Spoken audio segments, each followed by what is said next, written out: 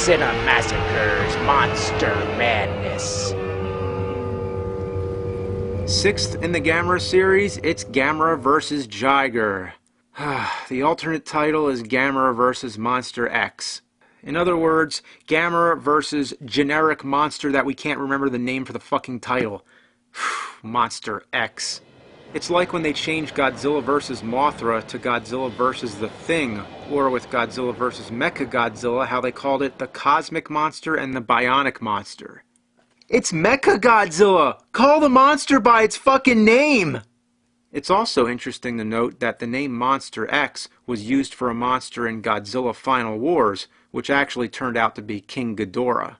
The plot centers around a boy named Hiroshi whose father... What? Why does he have a Hitler mustache?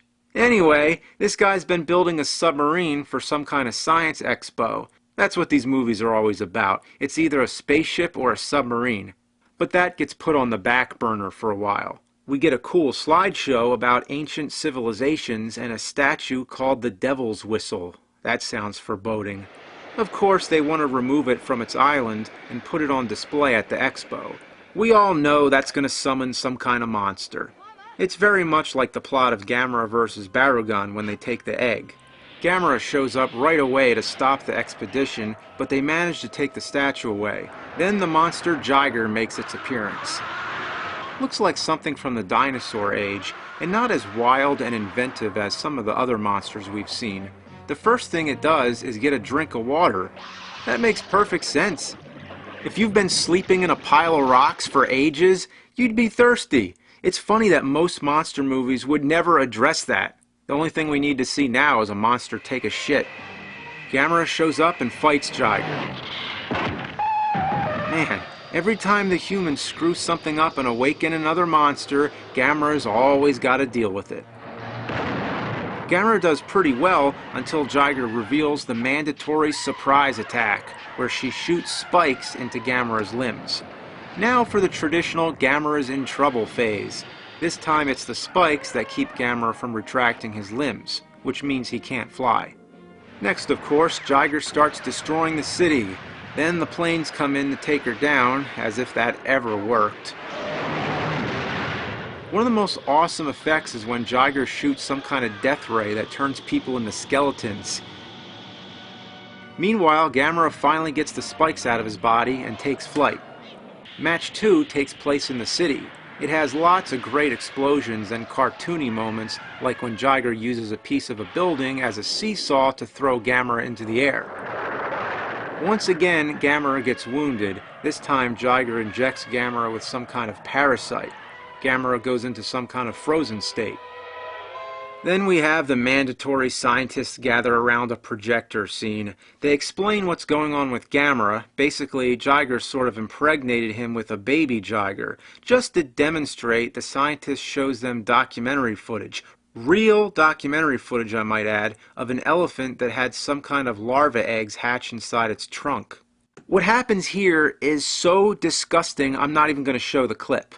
They show real footage of the elephant's trunk being slit open and larvae spilling out. Who wants to see that? It's gross. I mean, it's not that bad. It's in black and white. But how does that explain what's happening to Gamera? How is that necessary? Anyway, remember that submarine? It finally becomes useful. The kids take it and go inside Gamera's body to find the baby Jiger.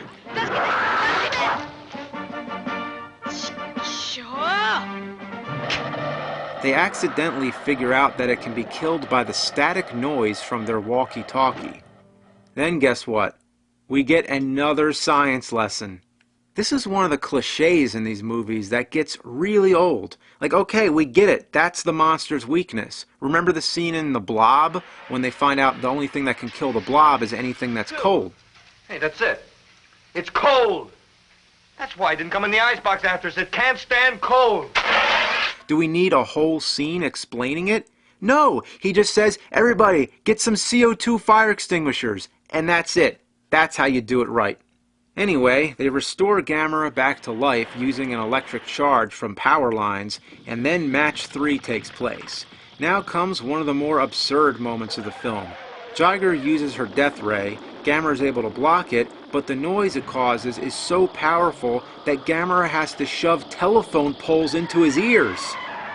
He shoves them in far, too. Ouch! The fight continues. Gamera finishes off Jiger by stabbing her in the head with the statue.